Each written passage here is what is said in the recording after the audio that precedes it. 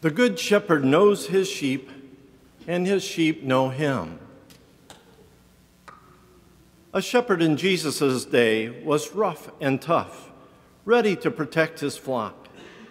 He could swing his staff to protect the flock from wolves and thieves, as well as use it to walk with. He was in the elements daily, and so was keenly aware of God's amazing creation. Because he was in its grand beauty daily, he realized how important it was to all, as it provided the food and water needed to remain alive. It also gave shelter, heat and cool, light to work and dark to sleep. He respected and cared for this environment as much as he cared for his sheep. Pope Francis reminds us of our need to respect God's creation also. We are all called in his encyclical Laudato Si to care for God's earth, air, and water.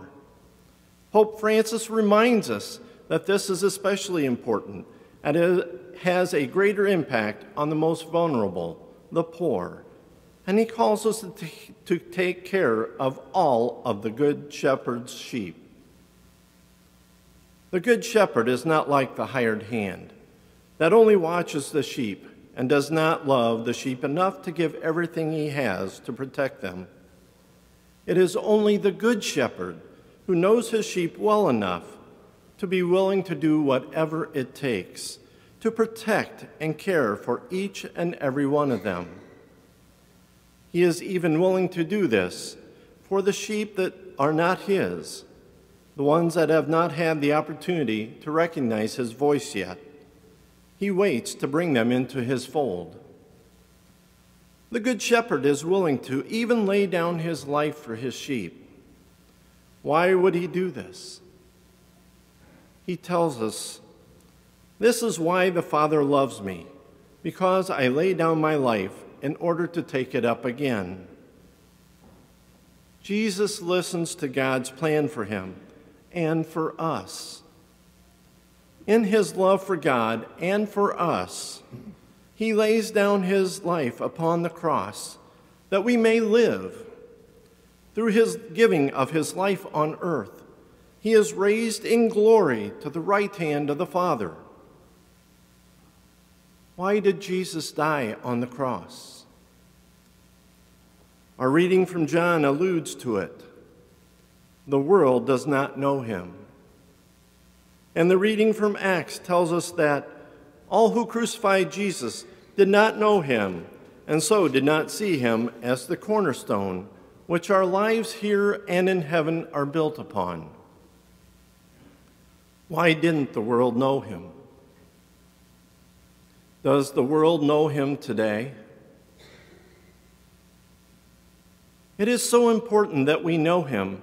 In his death and resurrection, he becomes the cornerstone of salvation for us all, fulfilling God's plan for us. So, what is God calling us to do? We are to follow the example Jesus gives us, lay down our lives for him. Does this mean that we have to die as he did?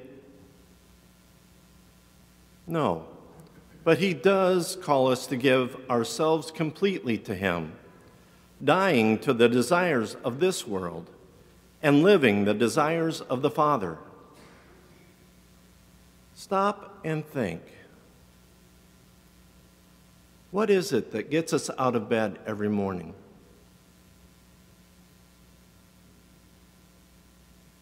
What motivates us when we are tired? Money, prestige, being in control, having everything you want, not having to work. Stop and really think. Be honest with yourselves.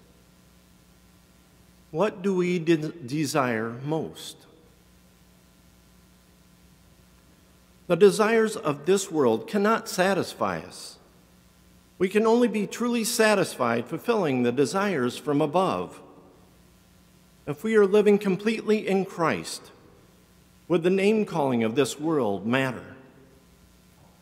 Would it shake our faith if we were persecuted like those in other countries? Would we be willing to give up our lives for Christ as the apostles did? St. Mother Teresa of Calcutta puts it well in a meditation I read this past week. She said, "I worry some of you still have not really met Jesus one-to-one, you and Jesus alone. We may spend time in the chapel, but have you seen with the eyes of your soul how he looks at you with love? Do you really know the living Jesus, not from books, but from being with him in your heart? Have you heard the loving words he speaks to you? Ask for the grace. He is longing to give it. Wait until you hear the Jesus in the silence of your own heart. You will not be able to hear him saying, 'I thirst,' in the hearts of the poor. Never give up this daily intimate contact with Jesus as the real living person, not just the idea." There are not better words to say that.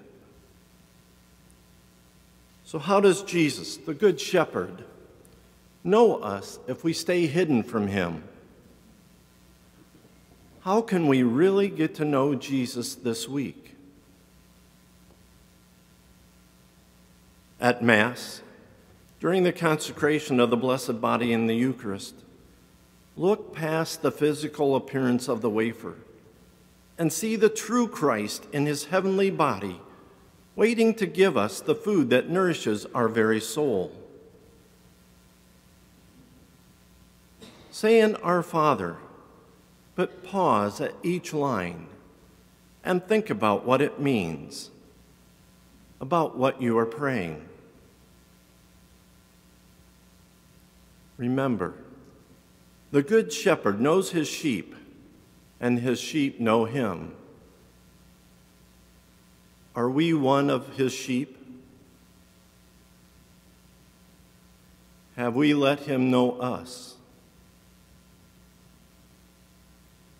Do we know him? He's waiting.